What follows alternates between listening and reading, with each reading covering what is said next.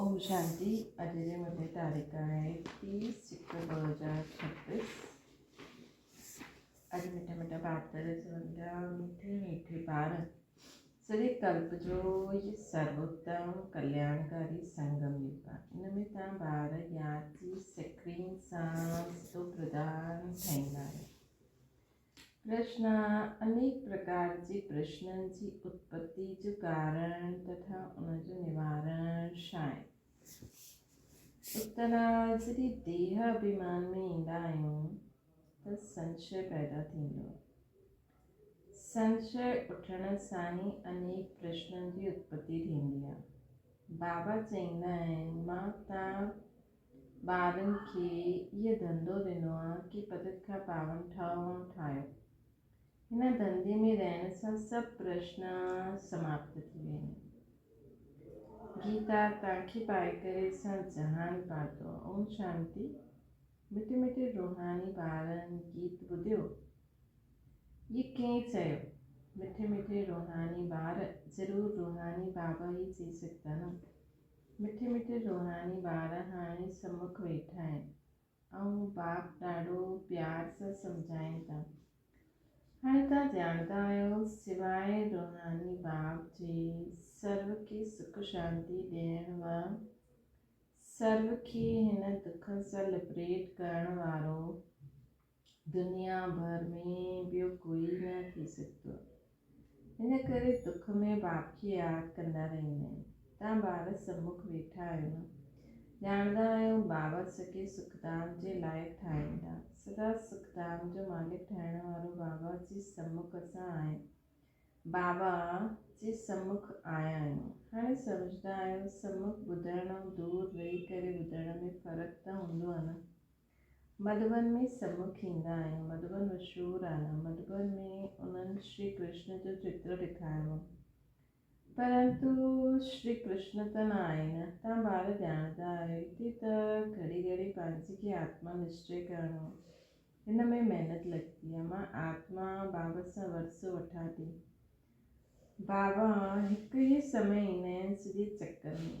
ये कल्प जो सुहावनो संगम युग आहे। इन जो नाम रखियो आहे पुरुषोत्तम। ये संगम युग आहे जंहिंमें सभी मनुष्य मात्र उत्तम ठहींदा आहिनि। हाणे त सभी मनुष्य मात्रनि जी आत्मा तमो प्रधान आहे। सतो प्रधान ठहींदी। सतो प्रधान आहे त उत्तम। तमो प्रधान थियण सां मनुष्य बि कनिष्ठ ठहींदा आहिनि। त हाणे बाप आत्माउनि खे सम्मुख वेही सम्झाईंदा आहिनि। सॼो पाठ आत्मा ई ॿुधाईंदी आहे न कि शरीर। तव्हांजी बुद्धि में अची वियो आहे कि असां आत्मा असुल में निराकारी दुनिया व शांति राम में रहण वारा आहियूं। ये कंहिंखे बि पतो न आहे। न ख़ुदि सम्झाए सघंदा आहिनि। तव्हांजी बुद्धि जो हाणे तालो खुलियो आहे। तव्हां सम्झंदा आहियो बराबरि आत्माऊं परमधाम में रहंदियूं आहिनि। उहा इनकॉर्पोरियल वर्ल्ड आहे। हीअ कॉर्पोरियल वर्ल्ड आहे। हिते असां सभु आत्माऊं एक्टर्स पाठारी आहिनि। पहिरियों असां पाठ वॼाइण ईंदा आहियूं। पोइ नंबरवार ईंदा वेंदा आहिनि। सभी एक्टर्स इकट्ठा न अची वेंदा आहिनि। भिन्न भिन्न प्रकार जा एक्टर्स ईंदा वेंदा आहिनि। सभु इकट्ठा तॾहिं थियनि जॾहिं नाटक पूरो थिए। हाणे तव्हांखे पहचान मिली। असां आत्मा असुल में शांतिधाम जा रहवासी आहियूं। हिते ईंदा आहियूं पाठ वॼाइण। असां हिते ईंदा आहियूं पाठ वॼाइण। बाप सॼो समय पाठ वॼाईंदा न आहिनि। असां ई पाठ वॼाईंदे वॼाईंदे तमो प्रधान ठाहींदा आहियूं। हाणे तव्हां ॿारनि खे सम्मुख ॿुधण में ॾाढो मज़ो ईंदो आहे। एतिरो मज़ो मुरली पढ़ण में न ईंदो आहे। हिते सम्मुख आहे न। तव्हां ॿार सम्झंदा आहियो कि father God goddess Bharat God goddess जो स्थान हुयो।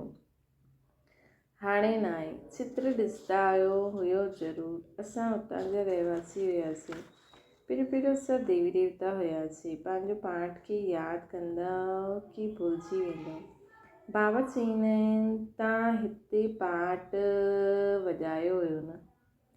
ये ड्रामो आहे न। नई दुनिया ज़रूरु पुराणी ज़रूरु थींदी। पहिरियों मथां खां जो आत्माऊं ईंदियूं आहिनि उहे गोल्डन एज में ईंदियूं आहिनि। इहे सभु ॻाल्हियूं हाणे तव्हांजी ॿुधी में आहिनि। मतिलबु जो बि आत्मा ईंदी आहे न हुनजो पहिरियों पार्ट सतो प्रधान हूंदो आहे। तव्हां विश्व जा मालिक महाराजा महारानी हुयो, तव्हांजी राजधानी हुई। हाणे त राजधानी न आहे, हाणे त सिखो था न असां राजाई कीअं हलाईंदासीं। हुते वज़ीर आदि न हूंदा आहिनि, राय ॾियण जी दरकार न आहे। उहो त श्रीमत द्वारा श्रेष्ठ श्रेष्ठ ठही वेंदा आहिनि। पोइ इन्हनि खे ॿिए कोई सां राय वठण जी दरकार ई न आहे। अगरि कोई सां राय वठनि त सम्झिबो उन्हनि जी बुद्धि कमज़ोर आहे। हाणे जो श्रीमत मिलंदी आहे उहो सत्युग में बि क़ाइमु रहंदी। हाणे तव्हां सम्झंदा आहियो पहिरियों बराबरि हिन देवी देवताउनि जो अधु कलाक राज्य हलंदो आहे। हाणे तव्हांजी आत्मा रिफ्रेश थिए थी। इहा नॉलेज परमात्मा जे सवाइ ॿियो कोई ॾेई न सघे। हाणे तव्हां ॿारनि खे देवी अभिमानी ठहिणो आहे। शांति धाम खां अची करे हिते तव्हां टॉकी ठहिया आहियो। टॉकी ठहिण बग़ैर कर्म न करे सघो। इहा ॾाढी सम्झण जी ॻाल्हि आहे। जीअं बाप में सॼो ज्ञान आहे वैसे तव्हांजी आत्मा में बि सॼो ज्ञान आहे। आत्मा चईंदी आहे असां हिकु शरीर छॾे संस्कार अनुसार पोइ ॿियो शरीर वठंदा आहियूं। पुनर्जन्म बि ज़रूरु थींदो आहे। आत्मा खे जो बि पाठ मिलियो आहे उहो वॼाईंदी रहंदी आहे। संस्कार अनुसार ॿिए जन्म वठंदा रहंदा आहिनि। आत्मा जी दिन प्रतिदिन प्योरिटी जी डिग्री कम थींदी वेंदी आहे। पतित अक्षर द्वापर खां कमु वठंदा आहिनि। पोइ बि थोरो सो फ़र्क़ु त पइजी वेंदो आहे न। तव्हां नयो मकान ठाहियो, हिकु मास खां पोइ कुझु ज़रूरु फ़र्क़ु त पइजी वेंदो न। हाणे तव्हां ॿार सम्झंदा आहियो बाबा असांखे वरसो था ॾियनि। बाप चईंदा आहिनि असां आया आहियूं तव्हां ॿारनि खे वरसो ॾियणु। जेतिरो जो पुरुषार्थ कंदो ओतिरो उच्च पद पाईंदा। बाबा वटि कोई फ़र्क़ु न आहे। बाबा त ॼाणंदा आहिनि असां आत्माउनि खे पढ़ाईंदा आहियूं। आत्माउनि जो हक़ु आहे बाप सां वरसो वठण जो। इन में मेल फीमेल जी दृष्टि हिते न रहंदी आहे।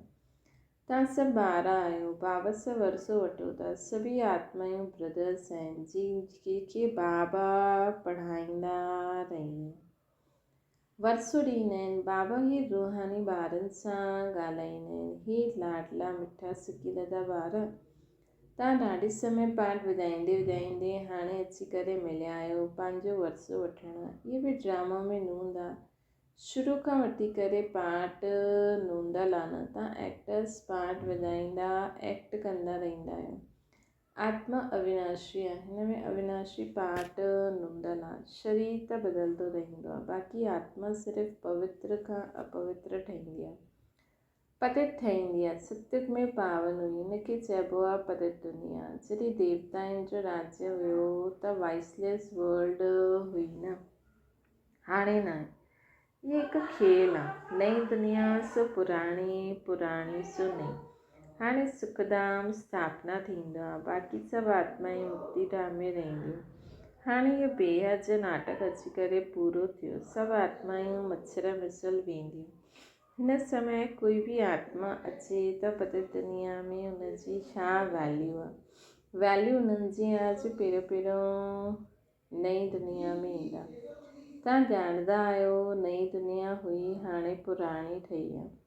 नई दुनिया में असां देवी देवता हुयासीं। हुते दुख जो नाम निशान न हुयो। हिते त अथाह दुख आहे। बाबा अची करे दुख जी दुनिया सां लिबरेट कंदा आहिनि। हीअ पुराणी दुनिया बदिलणी आहे।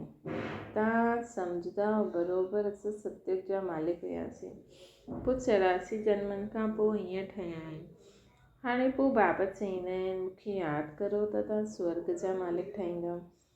त असां छो न पंहिंजी खे आत्मा निश्चय करे बाबा खे यादि करूं। कुझु त महिनत करणी हूंदी न।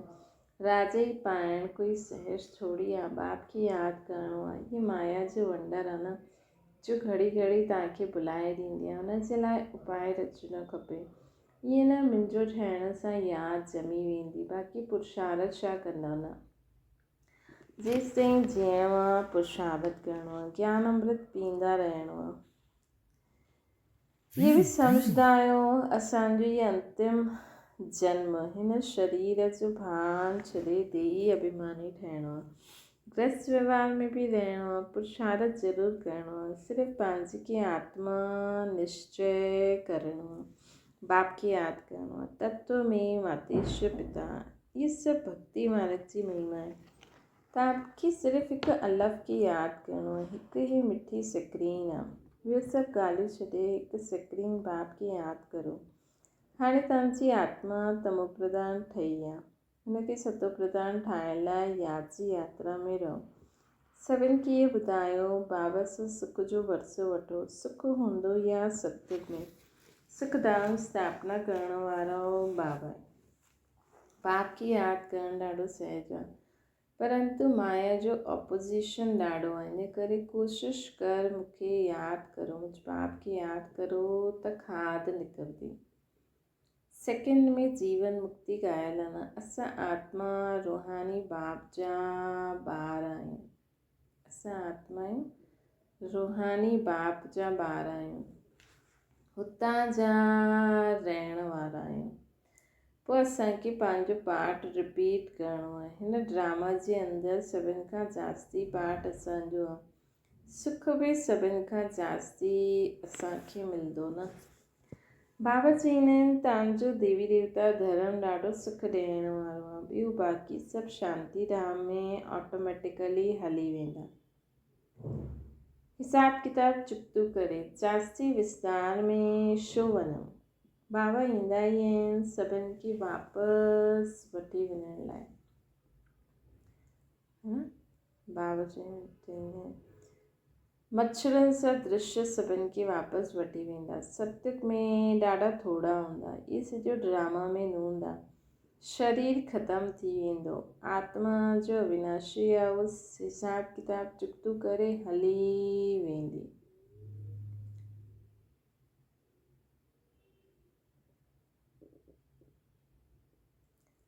है न, हली वेंदी।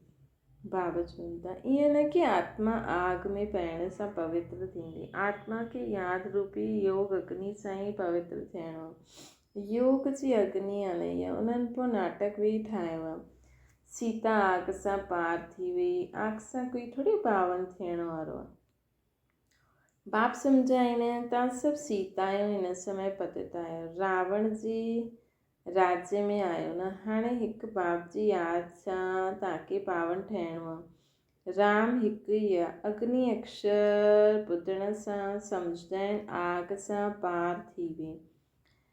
काथे योग अग्नि, काथे उहा आग है न। काथे असां योग अग्नि सां पंहिंजो पाप भस्म कंदा आहियूं, काथे उहा आग। आत्मा परम पिता परमात्मा सां योग रखण सां ई परत खां पावन थींदी आहे। राति ॾींहं जो फ़र्क़ु आहे। हेल में सभु आत्मायूं रावण जी जेल में शोक वाटिका में आहिनि। हितां जो सुख त कागविष्ट समान आहे, भेंट कबी आहे न। स्वर्ग जो सुख त अथाह आहिनि। तव्हां आत्मायूं हाणे शिव साधन सां गॾु तव्हांजी सगाई थी आहे, त आत्मा फीमेल थी वई न, है न।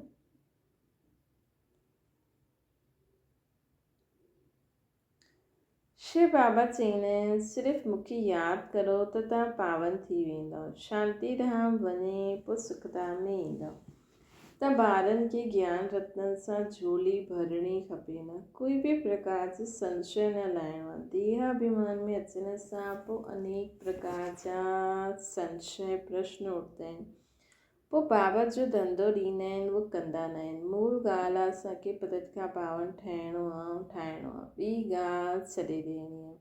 राजधानी जी जीअं रस्म रिवाज हूंदी उहा हलंदी, जीअं महल ठाहींदासीं उहा हूंदा, वैसे ठाहींदासीं। मूल ॻाल्हि आहे पवित्र ठहिण जी। सॾ बि कंदा आहिनि हे पदत पावन थियण सां सुखी ठही वेंदा।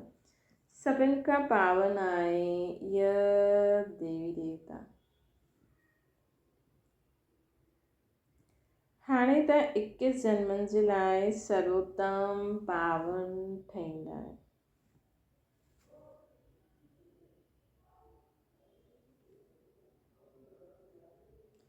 उनखे चइबो आहे संपूर्ण निर्विकारी।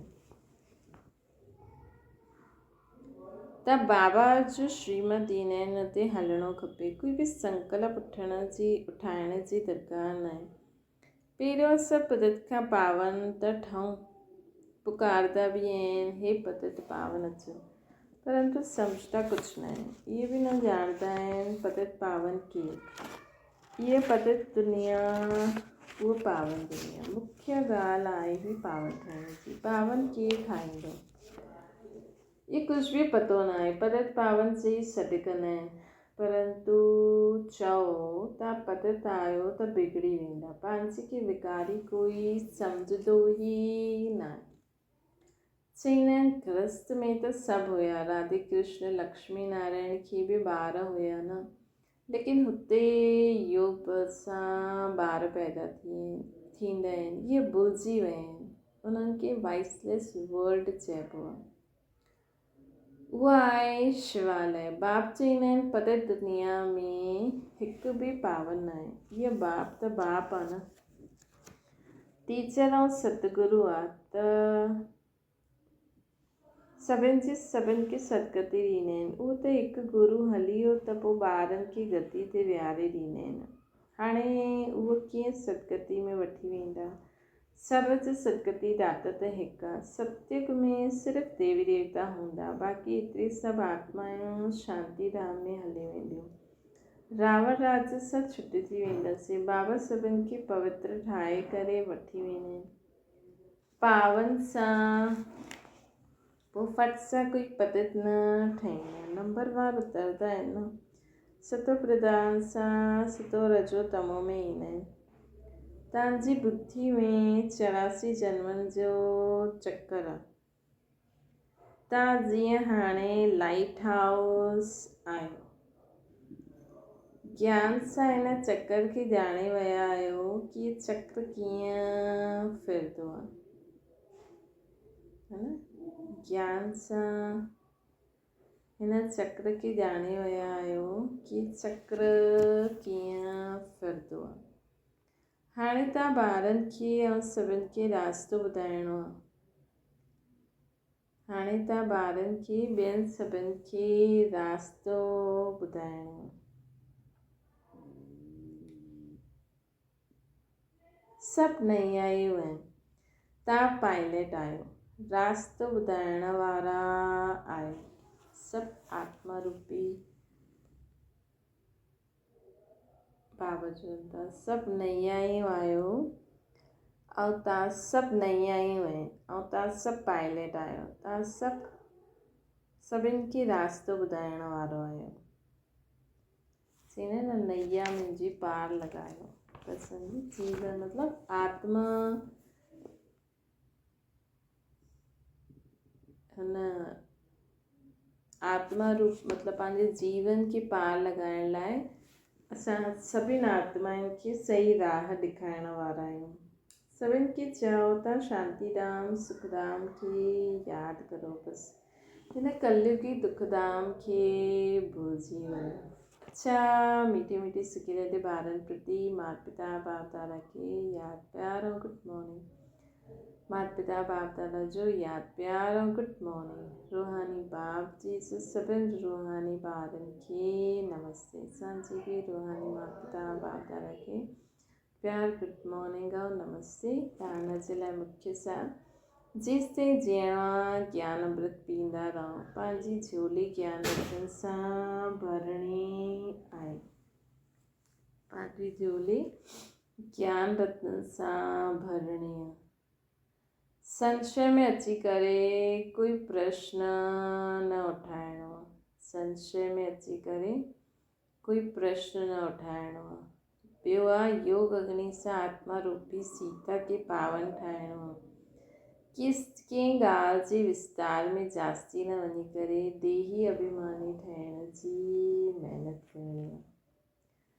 शांतिधाम सुखधाम खे याद करणो, दुखधाम के भोजन वरदान सदा मनन द्वारा मग्न अवस्था जे सागर में समायण जो अनुभव करण वारा अनुभवी मूर्त हो।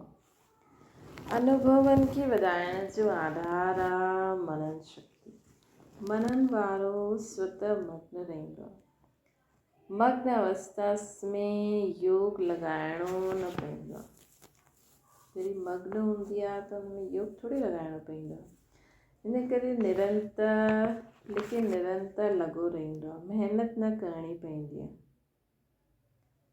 मग्न अर्थात मोहब्बत जे सागर में समायल हुआ, अहिड़ो समायो हुओ जो कोई अलॻि ई न करे सघे।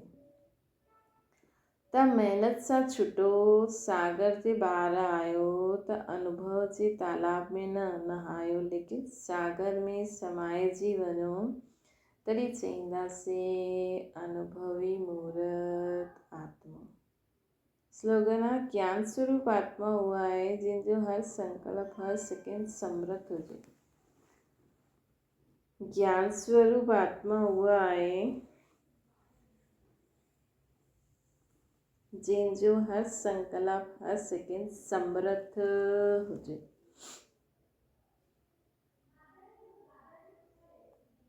अव्यक्त इशारो आहे, यदि कोई भी स्वभाव संस्कार व्यक्ति अथवा वैभव जो बंधन पंहिंजी तरफ़ आकर्षित कंदो आहे त बाप जी यादि जी आकर्षण सदा न रहंदी आहे। कर्मातीत ठहिण माना सर्व कर्म बंधन सां मुक्त, न्यारो ठही प्रकृति द्वारा निमित्त मात्र कर्म कराइणो। इहे न्यारो ठहिण जो पुरुषार्थ बार बार कंदा रहो। सहज ऐं स्वतः इहा अनुभूति थिए कि कराइण वारो ऐं करण वारी ये कर्मेंद्रियों अलॻि आहिनि। सहज ऐं स्वतः इहा अनुभूति थिए कि मां कराइण वारी आत्मा ऐं करण वारियूं इहे कर्मेंद्रियूं अलॻि आहिनि। मां आत्मा बाबा जी चित्रछाया जे हेठां ऐं मां आत्मा हिन शरीर रूपी अखियुनि सां ॾिसां थी, कननि सां ॿुधां थी, मुख सां ॻाल्हायां थी, हथनि सां कमु थी करां, केर थी करे? मां आत्मा हिन शरीर रूपी कर्मेंद्रिय हथनि सां कर्म थी करायां।